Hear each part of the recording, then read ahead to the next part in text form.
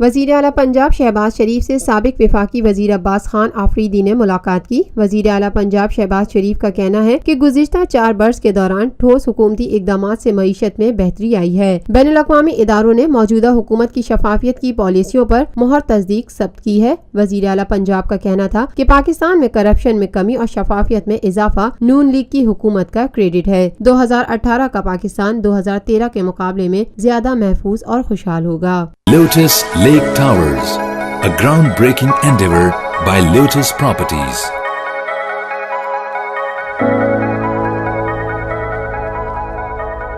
ملکی، بین الاقوامی، سماجی، سیاسی، تجارتی، ثقافتی، تفریحی، معلوماتی اور کھیلوں سے جڑی ہر چھوٹی بڑی خبر کا مرکز TNN TV